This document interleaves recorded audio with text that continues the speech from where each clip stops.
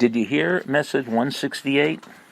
I went back into my archives, and that was from the spring of 1992, and I forgot that story. I was so excited to find it. So excited I'm going to repeat it to you.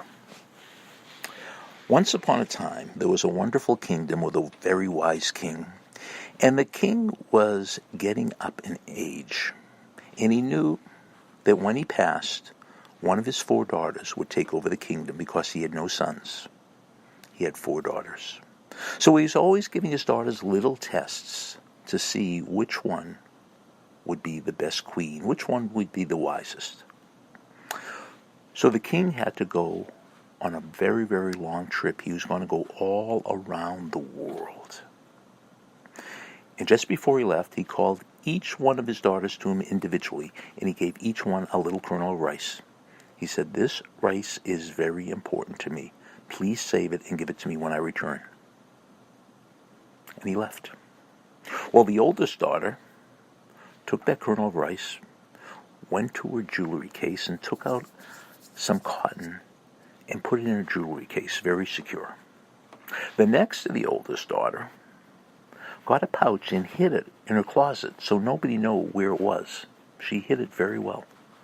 The third oldest daughter threw it out the window, said, "What a waste, there's rice everywhere. All I have to do is go to a kitchen, I can get another kernel of rice." And the youngest daughter thought and thought and thought. Well, the king came back from his world tour in 15 months. And shortly after he came back, he called each daughter to him, and he asked for the kernel of rice. And the oldest daughter went to her jewelry case, opened it up, took out that cotton, and brought it to her father. And she said, "I wrapped it in cotton. It is very safe, and here it is." And he said, "Well done." The second oldest daughter got the pouch and told her father how she hid the pouch so nobody could find it. And she gave the king the kernel. He said, "Well done." The third oldest daughter said, "Father, I threw it out the window. There's rice everywhere, so I went to the kitchen, and here's a kernel of rice for you." He said, "Well done." And the youngest daughter took her father to the window and showed her the fields, which there were now rice paddies. And she said, "Father, I planted the kernel, and now we have these rice paddies." And he said, "Well done." But he thought to himself, "My youngest daughter is the wisest, and one day she will be the queen." So what are you doing with your kernel? Are you wasting it? Are you throwing it away? Are you saving it? Or are you investing it? Who do you think is going to be the richest person? The person that wastes their money, the person that saves their money, or the person that invests their money?